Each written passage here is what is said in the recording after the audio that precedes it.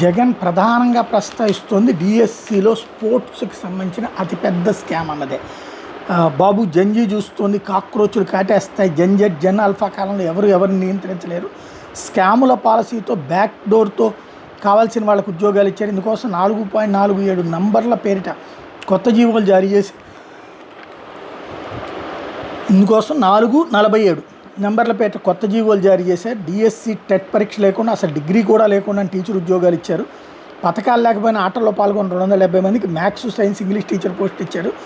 Soft ball కోటాలో 38 మంది, judo కోటాలో 39 మంది టీచర్లుగా నియమించారు. సాఫ్ట్ బాల్ అసోసియేషన్ రాష్ట్ర అధ్యక్షుడు ఆముదాలవాసి టీడీపీ ఎమ్మెల్యే కోన రవికుమార్, లోకేష్ తోడోల్డ్ ఎంపీ భరత్ ఏమో జూడో అసోసియేషన్ ప్రెసిడెంట్. వీళ్ళే సర్టిఫికేట్ ఇచ్చి ధృవీకరించి వాళ్లే ఉద్యోగాలు ఇచ్చేశారు. నియామకాలు పూర్తవగానే బాబు జారీ చేసిన జీవోలు రద్దు చేశారు. 1995 నుంచి చంద్రబాబు పరిపాలన అంతా లీకులమేమే. డిఎస్సి విద్యార్థులు న్యాయ పోరాటానికి వైఎస్ఆర్సీపీ మద్దతు ఇస్తుంది. అధికారంలోకి రాగానే కమిషన్ వేసి అభ్యర్థులకి న్యాయం చేస్తాం అన్నటువంటి విషయాన్ని ప్రకటించి వచ్చారు. ప్రశ్నాపత్రం తయారీ, పరీక్షల నిర్వహణ 2 బాధ్యతలు కూడా ఎన్సీఆర్టీ డైరెక్టర్కి అప్పగించారు. స్కామ్కి ఇక్కడే మొట్టమొదటి బీజం పడింది.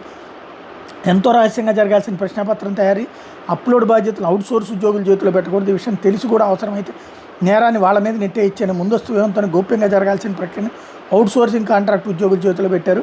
కీలక బాధ్యతను అవుట్సోర్సింగ్ ఉద్యోగులకు ఇవ్వడం, అతనికి టాప్ ర్యాంక్ వచ్చిన తర్వాత పోస్ట్ ఇవ్వకపోవడం, అతడి వివరాలు మాయం చేయడం, ఇవన్నీ గోల్మాల్గాక మరేంటి. దీని అంతటికీ అర్థం పేపర్ లీక్ అయిందని మీరు అంగీకరించినట్టే కదా. ఈ లీక్ ఇంకా ఎంత లోతుల్లోకి వెళ్ళింది, ఎంతమందికి లీక్ అయిన పేపర్ చేరింది, దీన్ని పొందిన వాళ్ళు ఎంతమంది పరీక్షలు రాశారు, వీటన్నిటికీ సమాధానం రావాల్సి ఉంది అన్నటువంటి